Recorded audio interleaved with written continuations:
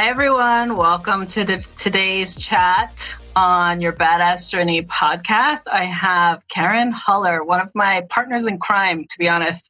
She and I met in our mastermind group and have collaborated on a few things since. And of course, I had to have her on my podcast. And for those of you watching on the YouTube channel, I mean, she is like an epic badass. She manages her epic careering consulting and coaching practice. And honestly, I'm going to have her introduce herself and tell you a little bit about her journey. But welcome, Kareen. Thank you so much for joining me today. Thanks for having me, Kareen. I always love collaborating with you, so I'm happy to be your guest. Yeah, and for those of you who don't know us, we tend to crack each other up a lot. So expect some good laughs as we chat it up today. But Kareen, as we get started, I would love for you to just share with our listeners and our viewers, like, what is it that has gotten to where you are today, and also explain, your current focus on how you bring your best out into the world and basically help so many people along the way. So it'd be great for you to just share what it is that you do and how you got here. How far back should I go? Let's just say that if you knew me in second grade, you wouldn't probably recognize me emotionally. My parents went through a divorce. It was painful. It hurt. I was very shy. I didn't really have a lot of expectations for the future, but I always had a lot of hopes and dreams. I always really looked forward to the future and what it could bring, kind of as an escapism to what I was going through. I was like, things can't always be this bad, right? Mm-hmm. So I really hung on to the future hope of who I would become. And I continually tested myself. I tested myself emotionally. I tested myself physically. I just wanted to see what I was made of all the time. And that led me to this excellent, totally enthralling journey of what are humans capable of, right? What are they capable of in their families? What are they capable of at work? And work was an area of my life where I didn't have a lot of hopes for the future. I had that dream, like maybe I'd marry a new kid on the block, or, or maybe I'd be discovered, maybe I had a dream at some point that I'd become an entrepreneur, but it seemed kind of far-fetched at the moment. And maybe I became an entrepreneur because I wanted to prove to myself that I could be an entrepreneur, just like I wanted to prove to myself that I could make the cheerleading squad. And I tried until I did. It's just something I had to know that I was capable of doing. Mm-hmm. And work was an area where I think if I had that dream of entrepreneurialism, and if that would have been a viable opportunity for me from my perspective as a young kid, then I would have been a lot more excited about the future. But my parents came home from work pretty miserable, separately, obviously. Like I said, they were divorced, but, my dad worked for a big company. And when I was in ninth grade, that company forced him into early retirement. He had the house. He kept the house that I grew up in. And that was important for him to give to me. But that couldn't last through my high school days if he was forced into early retirement. And then my mom, she had to find a way to support herself as a single mom. And she wound up working for a company, first part-time and then full-time. That company was a very small family-owned business that grew to many, many locations through her tenure, but it seemed like she didn't reap the benefits of her loyalty to them, for her hard work for them. She came home with a lot of stories about drama and unfairness, and that's what I got about corporate jobs. Yeah. That was my example. And so I didn't really think that I'd become anything corporate. I went to school. First, my first aspirations were to be a psychologist because I was, a friend that people were always like, I can talk to you, you understand. And maybe that was because I went through some tough times and I was able to relate to them. And then that changed to broadcasting and journalism. I wanted to kind of bring the world news that was going to be useful and informative. And then I studied media in school and learned all about Chomsky. And then journalism tended to be something that I saw more as a way of controlling information instead of sharing information. And that turned me off to broadcasting. So I was like, I'm just going to do something fun. I'm just going to do something fun. I'm going to do the fun side of radio or broadcasting or television. And my dreams kind of flipped. I was like, I'm going to be the female Howard Stern. I'm going to be like the shock jock getting on the airwaves, that's not really me either. I mean, I like to have fun, and radio was a really fun career, but it wound up being difficult to pay bills. And it wound up being a job where you had to put in some really tough hours. I had to temp at the same time. And thankfully I did. Thankfully I had to temp. Thankfully I found recruiting. I had a temporary job in a recruiting office at a non-casino resort in Atlantic City while I was working in radio. And I was like, this, like, wow, like I can actually help people get better jobs. That's amazing. I can help kids who watch their families come home. I can help their parents come home happier so that they can engage more and have more fun with their kids and be able to afford more, and just the lifestyle that's possible when you have a job that fulfills you. That was my mission. That was what I took on. And so recruiting was something that I took on as well. And I did that for several years. And I thought it was fulfilling most of the time. But I also found that I had my own very difficult transition after 9/11. And that difficult transition was me, a very junior recruiter, trying to find a recruiting job in a world where there were no jobs, Yeah. So I had to pivot. I fell in love with coaching. Coaching was something that my boss at my firm thought she might do instead of recruiting while jobs weren't coming in. So I was the research analyst. That's what I did. I went out and I researched the industry of coaching. And so now I was like, wow, not only can I help people perform better in their jobs, but I can help people, find new jobs and tell more people yes. But I was a little bit green, needed a lot more experience, and needed a lot more interface with employers. I had to take a couple steps back in my transition before I could get back on track. So I can really relate to people who, in order to survive, in order to pay bills, in order to, feed your family, you have to make sacrifices to your dreams. That's a reality for some people. You have to do that. But thankfully, I had my eye on the prize. Yeah. And I just kept managing my way back into the track that I wanted, which I did finally get back on track with. And I did really love recruiting. The things that I loved most about recruiting was learning from the professionals that I spent time on the phone interviewing and screening, and learning from the employers what it was that it would take for candidates to be the competitor, to be the finalist, to be the one that gets the offer. I loved all that. And eventually I had this entrepreneurial bug tapping my shoulder, telling me I needed to pass this on in a much more powerful way. And 12 years ago in June, I transitioned into coaching from recruiting. And here's where I've been. And now it's more about, now I've been spending time on the phone with these awesome, brilliant, successful people, learning from them how they navigated the corporate journey, how they learned how to become better leaders and better managers. And now I have this tremendous library of best practices that they have shown and taught to me. And now I'm showing that to other corporations as well. And I think it's beautiful because a lot of us feel like we have to go through our career life and our journey alone. And what I know you provide, because I've been on the receiving end of it, but also I see you in action on the consistency in helping other people know that there's an ear out there ready to listen. There are tactics, to learn, to take advantage and kind of up level, whether it's career life, entrepreneurial life, even home life.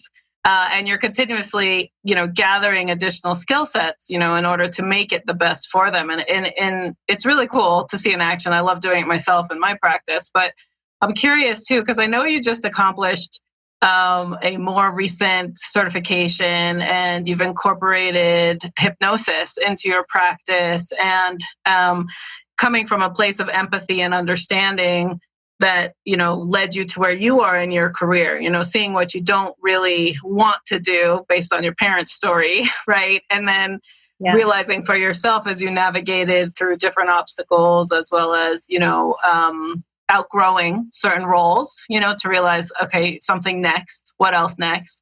How has the hypnosis piece come into your practice? Because I'm super curious. I think it's a great skill to have, but also I know, our listeners would benefit from understanding how that could benefit them as well. There's a lot that I have to explain sometimes about hypnosis, because there are preconceived notions. I was even I wrote a blog today, remembering Office Space, that movie, and I had forgotten actually that the way that the main character got to be in a place of not caring anymore was hypnosis. And that's his practitioner died during therapy.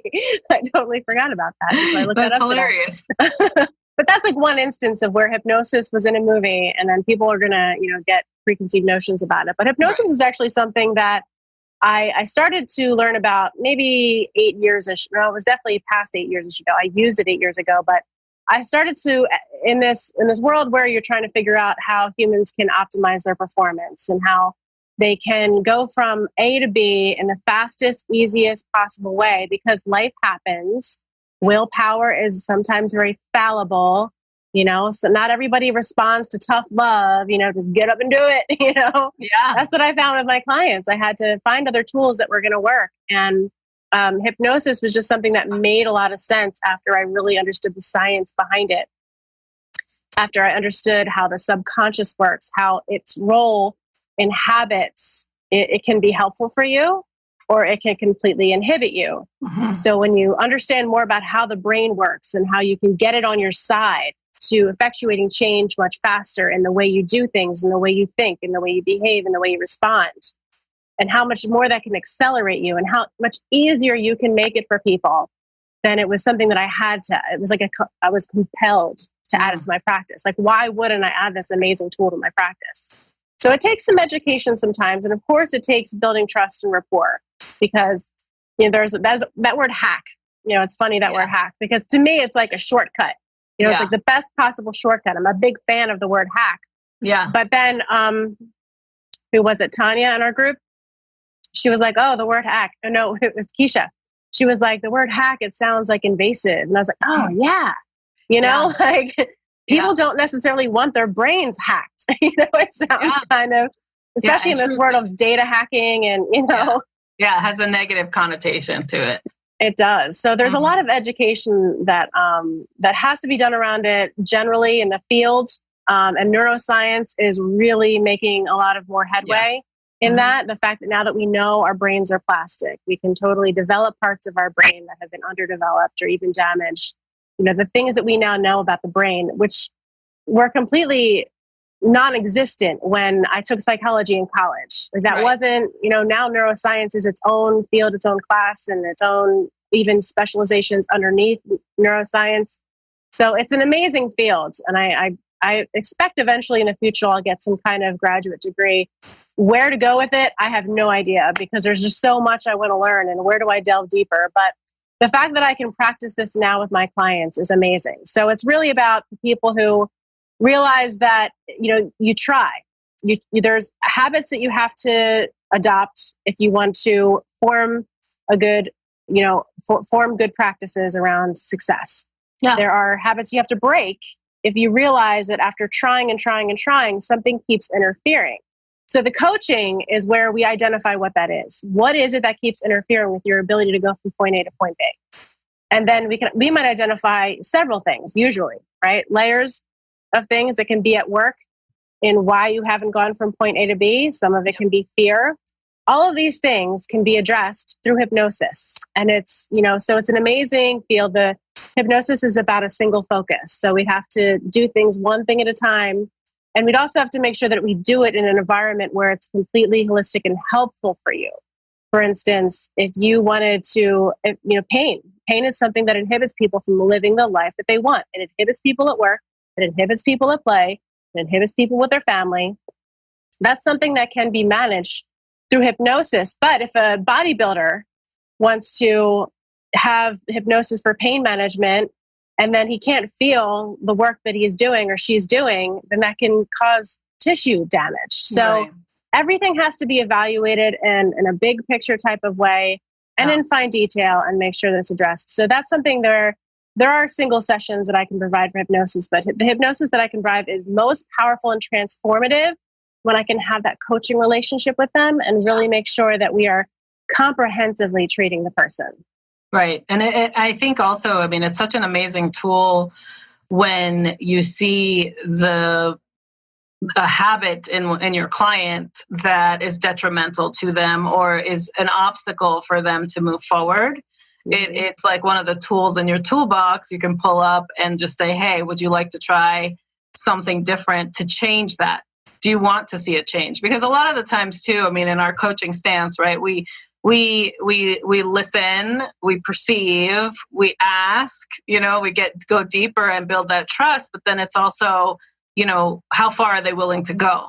And realizing like, what is that stretch zone? And I love the practice of hypnosis in that shift, like that quick shift, that practical change, because it's something that if you really want to see that happen faster, you can pinpoint that arena that is paining you and figure out what the right practice is. And so I think that's cool that you've incorporated that into your work, because I'm sure it's helping your clients propel further when they're ready. I love that you talked about the readiness first before diving in. Yeah. It is important. And I also think as you were talking, I was like, it's really mindset management is a lot of where the neuroscience and, NLP has been used for years by like mega coaches, to ensure that like there's a change in brainwave behavior that is needed in order to achieve the life that you truly dream of, whether it's letting go of some pain story holding you back or a failure or whatever that is, and pushing forward. They use NLP all the time for that. And that's, neuroscience at its best for the masses. But it's really cool that you have incorporated that into your practice. Another skill I know you have, which you've shared with me, is where you feel like you have the most badass moments is on stage. So tell me a little bit about in your practice, in your life, you have a lot of different types of stage presence. And I would love to share that with folks, because I think it's also important to understand how those skills that you've honed in on there have also helped you in your life, and showing up in your life. There's so much that I've learned from singing on stage, just even the things that I had to get over in my way of thinking and my way of thinking of myself to be the person who would be on stage singing to people, to be the person who has a band, Yeah. So when I always loved to sing. I love to sing. My mom was a singer. It's definitely something that runs in my family. My kids can sing. I love music. And again, it was something that I would escape to very frequently in my youth. But it wasn't necessarily something I was encouraged to pursue from a career perspective. It didn't seem like a stable career opportunity, which is valid. Not many people make it as a singer, but nowadays I would tell you that's what you want to do. There's a way, and now I'm friends with musicians who get paid very well. That's how they afford their lifestyle, by performing music. So, those very inspiring stories were something that I would kind of cling to. And then there was a time when I was like, all right, I'm not going to make it as a singer, or maybe I don't want to make it as a singer, but I definitely love to sing. And it's a part of me that I can't hide or inhibit anymore. It's something that I need to get out. It was like one of those hurdles I had to get over. I had to test myself. I had to be like, can I be the person who sings on stage? And then furthermore, if I'm the person who sings on stage, how connected can I be with my audience? What kind of reaction? How far can I bring them into the music with me? And those were the moments. And I was like, wow, like this crowd they're like eyes closed, swaying, singing back at you. I mean, it's an amazing experience. I wish everybody could experience that, because, speaking is great. And I definitely have those moments where you can see light bulbs go off. And those are some of the most fulfilling parts of speaking to an audience. But music is like an emulsifier. And it's just something that connects you in a way that hardly any other thing on this earth can. So the connecting with an audience is certainly something that I learned from performance. And that came from gradually getting out of my shell and just surrendering to the moment, letting the music overtake me. And I feel like some of the best speakers that I've seen, they just intuitively allow the wisdom to come through them like a channel. There's a channel for whatever it is that that the audience needs in the moment. Sure, you as a speaker, you want to prepare, you want to have a good idea of what you're going to say. But these speakers are the ones that tell that person exactly what they needed to hear at the exact right moment, because they're just allowing. So that enablement of just allowing a message to come through you like a channel was another thing. And that, again, enhances a connection that you might have with an audience, and the surrendering and just, having fun. Like I learned that if I was up there and I was nervous, the best way to get over the nerves was just like bounce around, dance, be a little silly, get out, shake it out, get it all out. And now I teach students how to pitch to investors. So that's obviously something I pass on to them as well. And of course I teach, corporate professionals how to interview, and there's a lot of things about performance that come into play there. But now it's like, how do I take this powerful tool and incorporate it into coaching, into the message? How do I use it to, again, emulsify and reinforce the things that are most important that people walk away with? Yeah, I think it's beautiful. It's also a connection to self, right? Like when you're able to express yourself in a surrendered state, there's this amazing, I call it the divine connection that you have with yourself. Mm-hmm. It is divine because you have it with yourself first. And truly, that's the only thing you control in this world, in my opinion. Yeah. How you think about yourself, the stories you tell yourself, how you show up in the world, so to put yourself on a platform where you're doing it in front of many and still feeling so whole, because that is your divine connection, right, with your skill and your power. Yeah. And then finding ways, like you said, to harness it so that you can help as many people as possible feel that always. Right? Like that's truly the baseline of both our practices. It's like, how can I help you get to the truth of you so that we can see all of it and have you accept who that is and, emanate allow that divine energy to like flow through you, no matter what circumstance, right? Like, and it's a beautiful thing. And I love that that's your mission, and, to do it on a larger scale. And continue that practice because it's so needed. We can easily cower, and you had those prime examples young in your life with your parents doing the best they can in the systems that they chose to play within, but you saw a disconnect, right? You saw something that you wanted better for yourself, and then that was your fuel. It was.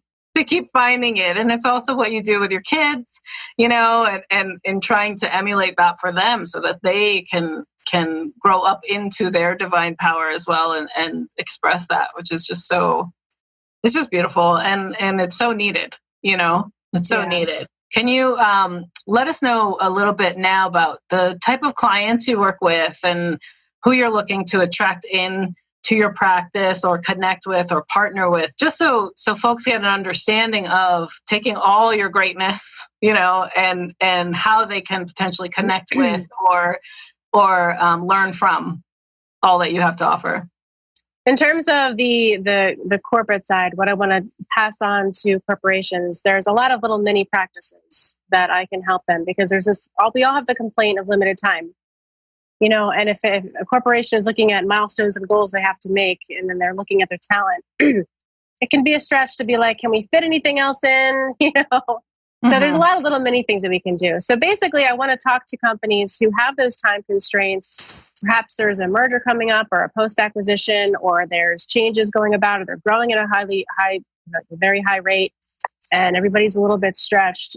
They can incorporate little mini practices, like less than 3 minutes, multiple things that they can do at work and at home that don't cost the company any money, but only create more time so that they can get more done in the time that they have. So companies who really want their company to be human-powered forces of positive change. Like they're up to something big. They know that they have these resources to do it, and how can we maximize these resources to accelerate this path, because the world needs what we have to offer. Yeah. Those are the companies that I'm most excited to help expand in this way. On the individual side, of course, there's the leaders themselves. So there's definitely so many things that I've, again, learned from my clients in terms of leadership, learned from my own experience leading teams of people that have worked for me around the communication that's necessary, and just the emotional place you come from when you communicate. So emotional intelligence training. And it is emotional intelligence training. It's also mindfulness training, but furthermore, I would call it compassionate training, because the difference is that in mindfulness, you're aware, you're increasing your awareness. Emotional intelligence, you're becoming aware of the other person. And then in compassion, you're taking all that information and you're acting upon it. Yeah. So really it's compassion training. It's how do you take really hard and difficult situations and turn them into positive experiences for both people so that there's optimal outcomes for everybody involved. So there's that one-on-one coaching, and then coaching other managers and leaders to do that for their staff. And then there's the coaching that I will continue to do, because it enables me to, again, stay in tune with the people who are looking to level up their careers, you would call it.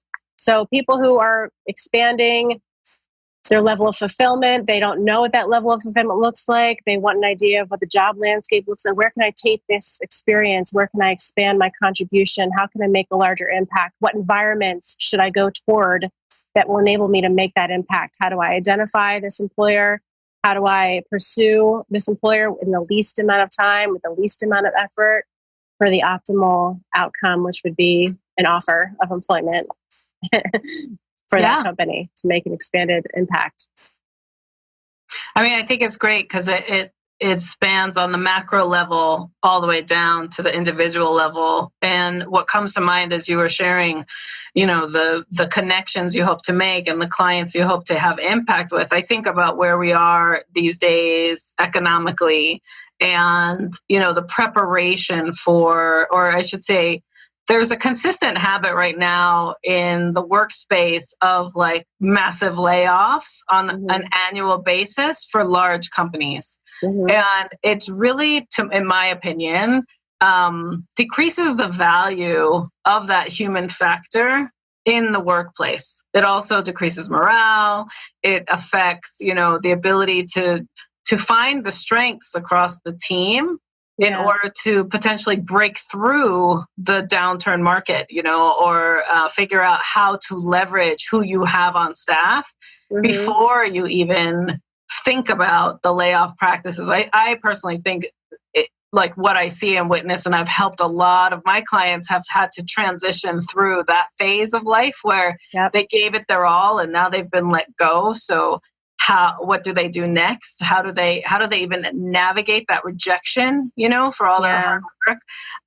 And so I do think there's also a place to play in that arena, in helping leaders and existing companies put a pause on before we cut the numbers because of a financial obligation. Right. How can we maximize who we have in staff or in play today and increase performance? So I'm curious what your thoughts are in that arena, and if that also is an area that you've played in or interested in playing in, because I think there's going to turn it to be a high demand soon for that kind of help. Absolutely. So being somebody who survived a workforce reduction and then also was impacted by a workforce reduction, it's kind of no wonder why I eventually became an entrepreneur. You can't trust anything anymore. No, you can't. I mean, job security has to come from you. It has to be something that you create by learning how to be the one accountable for your own career growth and management, knowing where you're going at all times in case of anything happening. Always checking in, making it a habit. Making it a habit to take the time to think about where you're going, so that if something does happen, you're like, okay, next step, here we go. Right. And if you're not there, it's okay to have the emotions around what happens to you. It's absolutely natural process. Sometimes those emotions are the drivers that enable you to find the next step. So I just finished and posted on my website part 3 of a blog that started obviously 3 weeks ago. Because Elon Musk had that sabotage in Tesla. He had the employee who was jilted because he wasn't promoted, and he wound up giving away some data. And, there was that rocket that blew up for SpaceX, and was that sabotage too? We don't know. A lot of people, and he recognizes he's disrupting an industry. There's a lot of people that would like to see him fail and could potentially set him up. So to find it from the inside So thankfully we have this thing called Glassdoor, and you can go and you can see how are the employees rating this company.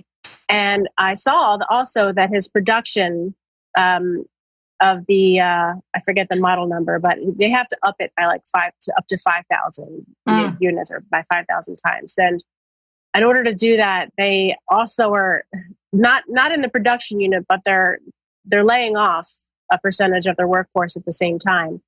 And I had to like analyze this. I had to synthesize this. So in looking at the Glassdoor reviews and just finding out, I already knew that it was a highly demanding job to work for any of his organizations. He has some expectations of hours and input that are probably quite unrealistic for anybody who wants to last in this company. But once you're there, you're highly recruitable. So, but that's, is he processing that?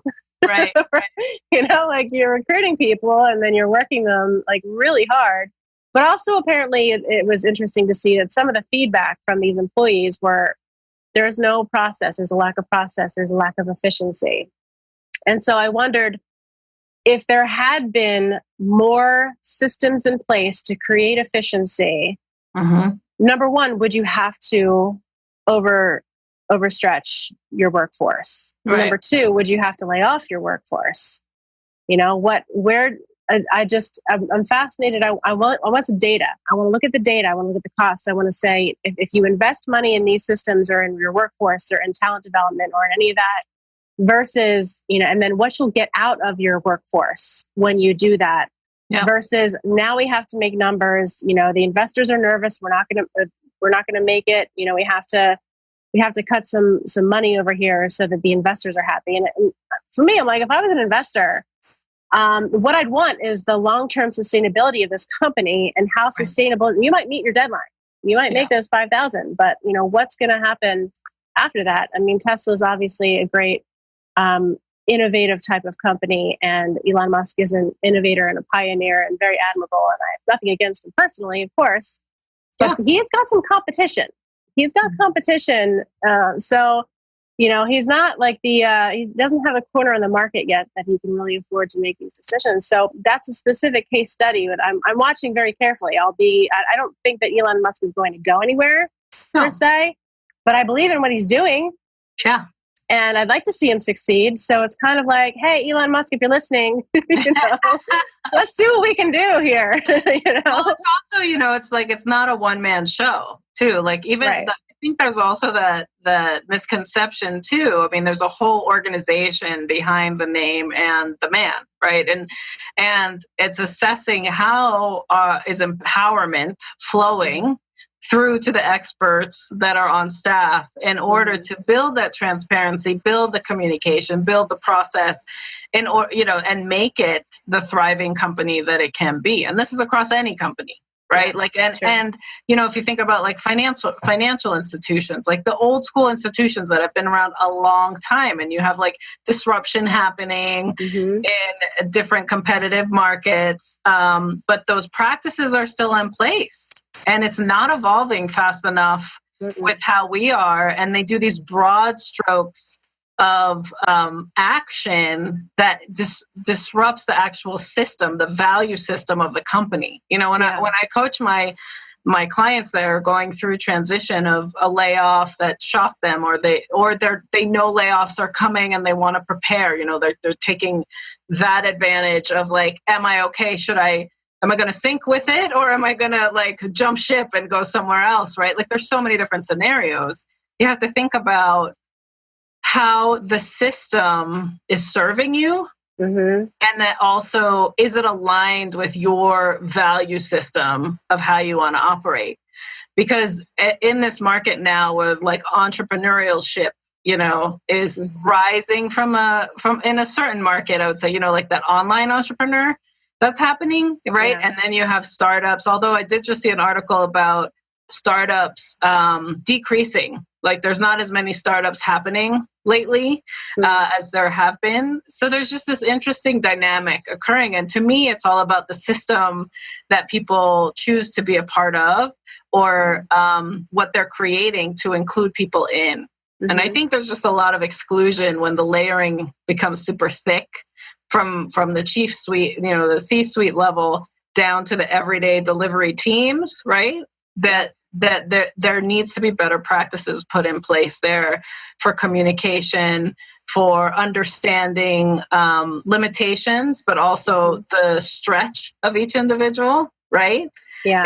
And when I think about your platform and all that you offer and how communication is that baseline, I feel it's like so needed for companies to almost wake up and bring in these services before you do anything drastic, to just make sure that, yes, that's the right decision. Like, you tried everything. Right. To be able to say you tried everything. Yeah. Yeah, like you tried, because I've worked at companies where I've had to be the one laying people off, and it was horrible. Like, horrible to be put in the place that it's your job to do it.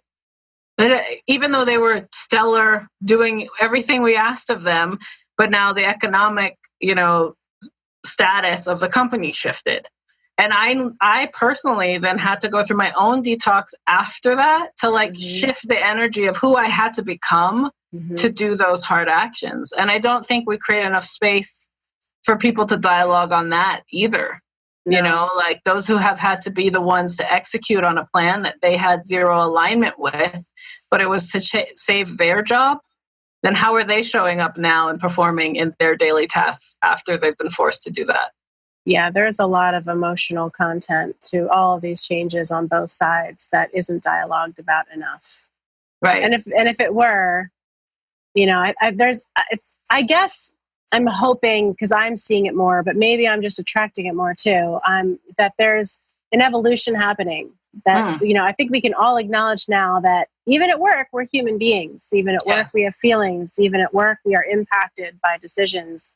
We are not robots. We will have opinions about things. We will have emotions about things.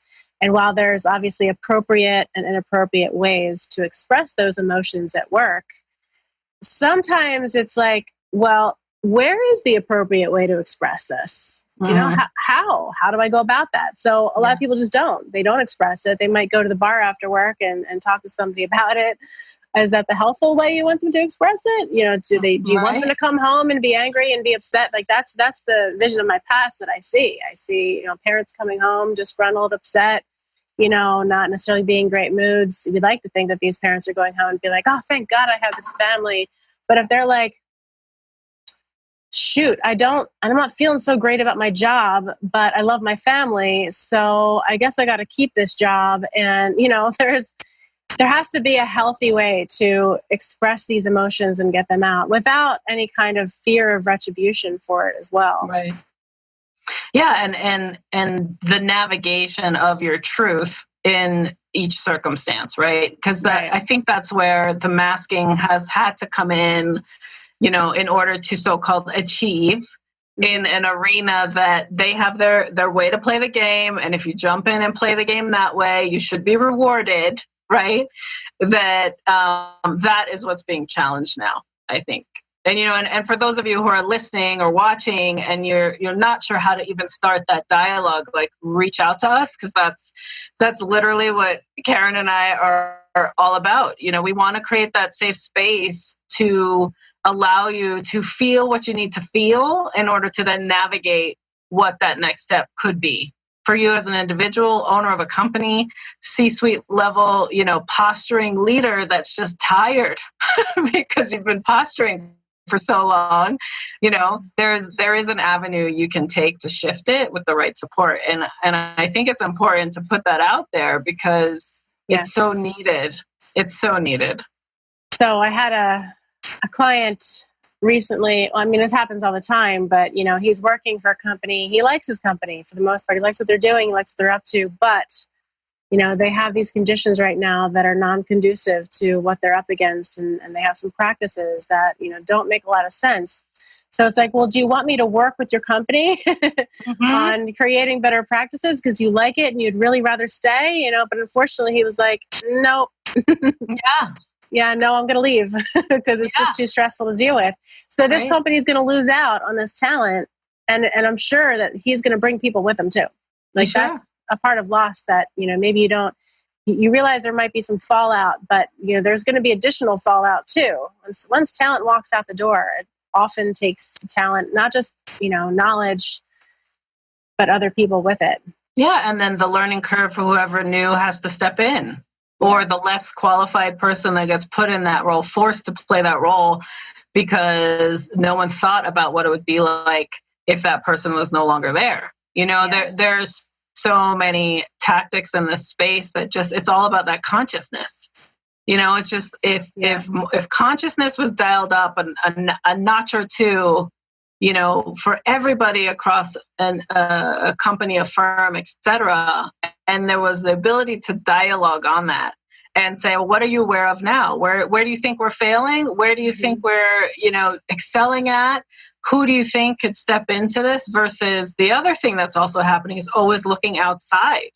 Like you're always either looking to outside talent, experts in the field, and as opposed to grooming and growing who you have committed to you already.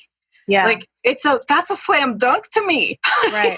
Go focus on the people who said yes to being employed by you and make them the experts. That investment ends up being so much lower. Plus that's what great talent wants to do. That naturally, as humans, generally, we want to grow, we want to expand, we want to keep learning, we want to find new ways to do that. Yep. So, you brought up consciousness, and there's another realm of consciousness in corporations that I've been very fascinated about lately, and it's on the consumer side, conscious capitalism. It's people want to put their money into companies that they know are making decisions in consideration of people and planet. Yes. Including their own people. So Glassdoor is a great tool again, for helping understand how is this company treating its people, because how it treats its people are a reflection of how it treats its customers.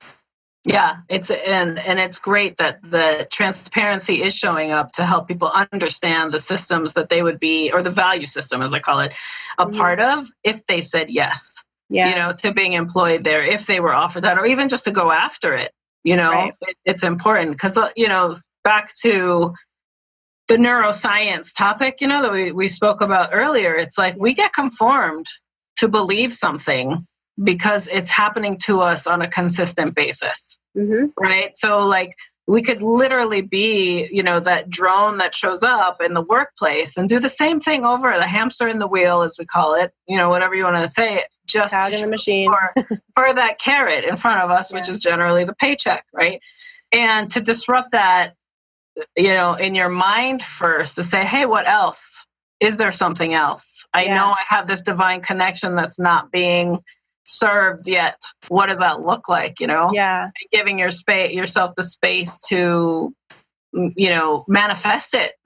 Even and a lot of times people think they do have to look outside of the environment they're in, but I guarantee they haven't exercised all options available because they're not necessarily sure how to, but there could be a way to muscle yourself through in the environment you're in to gain another piece of you, another attribute, skill, whatever, before even looking to jump ship, and I have a lot of great stories about that. People who came to me looking to jump ship, but because of their branding, suddenly their LinkedIn profile is more informative and raises visibility for them in the organization. And now suddenly they're able to fit themselves into a role that they didn't even think was available to them. I have several stories like that. Yeah. And I also have people who, again, like you were saying, cogs in the machine, hamsters in the wheel, so the process of branding somebody says, all right, what makes you unique and special? And if all you feel like you've been doing, and this is what a lot of resumes look like, right? Came in, this is what I did. This is what I was responsible for. I was told. Yeah. And they might not even realize, what their role was actually contributing to the bigger picture of what the organization needed, because they're in this from their vantage point, I'm doing this monotonous job, or I'm doing this job that's not necessarily valued by the organization. Maybe it's not valued by the organization or your boss or anything like that, but from companies don't just create positions willy-nilly. Right. We need a, support analyst because we need one. They do it because the organization needs that. So seeing yourself and what you do as more of a contribution and seeing the bigger picture also enables you to see your navigation path a little bit greater. Like, wow, I've been enjoying being able to contribute to this, or this is another place in the organization where maybe I'd feel like I would make a better contribution, or I'd be more fulfilled by my contribution. Seeing that you're not just filling a position and checking off your job responsibilities. You are there to add value to the organization. And if you're there, then you do add value to the organization. Yeah. And I also feel like there's the awareness of don't push for a promotion in a managerial line, like you have the ladders you can climb, whether it's individual contributor or management. Time and time I see the individual contributor who's like such an expert in their space and just wants to just do that work always. Yeah. Feel like they have to fall into management in order to get promoted and increase their performance and pay at work. And that's not necessarily the case anymore either. Like different tracks can be created if you have the clarity on where you want to go. And how you want to flex it, because then if you know, like you said, your brand, what you're able to put out into the market, your value add, you can articulate it better. That generally is the disconnect too. There's a lot happening. You can sell the possibilities better. Right, because now it's clear to you, you can come out of your mouth. Like so many times we just get stuck. It's all this conversation in our head or an email or a text, and it's not coming out of your mouth, so people don't believe it. You know, like, if you are consistently talking about what it is you're trying to achieve, want, desire, learn, etc., it shows up. But so many people miss that mark too, and they feel like they have to fall again into a system that they think is the right way to advance, right? But it's not necessarily the best track for them. And that's the power in working with a coach, but also exposing yourself to different ways to communicate. And that's what I love about, your personal story and the fact that you're constantly trying to figure out what muscles to flex so that you can make it better for others who come to you, And so I just want to acknowledge you for that, because that's just awesome. And it's such a gift that you're able to discover all that you have to offer and put it out there. So thank you for sharing a piece of you with us today. And before we close out our conversation, I'm sure it's one of many, because that's how we roll. I'm curious how you define what a badass is. Badass to me means, because courage is not the absence of fear. It's acting in spite of fear. It's a human emotion. We'll have fear. And knowing things about our brain is actually trained to keep us safe. So we'll take in all this stimulus and we'll try to make sense of it. And if it doesn't look familiar to us, then we might just close it off like, oh, too scary. We can override that. We have the power to override that, to really think logically. There's, the different parts of our brain is bottom up and top down. If you focus more on the top down operation of your brain, you can override that. Say, that's not really life-threatening. If people don't like me, my life is not in danger, and if these people don't like me, so what? I'm really only focused on these people who get it and want to move forward with me. So being able to just kind of get over the fear, whatever that fear is. I use the example of fear of people not liking you, but it could be any fear. Just saying, what I have to offer is that important. It's that valuable. What I have to give to the world is going to be that helpful. And I owe it to these people over here to not let these people stop me. So that's being a badass to me. That's awesome. I appreciate that definition. I love hearing how people translate it, because it varies per experience, but it's taking that action past fear and seeing what happens. Right? Like it's putting yourself out there. And I love that. As people want to, obviously, I know from this conversation has sparked a lot of different thoughts as people have been listening and watching. How should people connect with you? Where would you like them to find you, connect, message?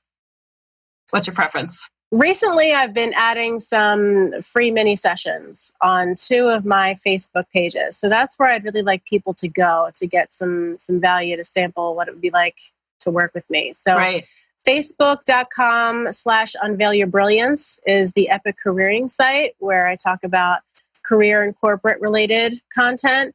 And then Facebook.com/Huller Hypnotherapy is where I do free live mini hypnotherapy sessions weekly. Nice. And then for those of you watching and listening to, Karen and I have a joint group called Badass Careering. And I'll put all of this in our show notes. So connect with us there too, reach out. Any transition you're going through, Karen is an amazing support. And again, thank you so much for joining today. This has been an awesome conversation. Again, one of many. But thanks for joining me today, Karen. Thank you so much for having me, Kareen. I love you. I love you too. Talk to you later. Bye.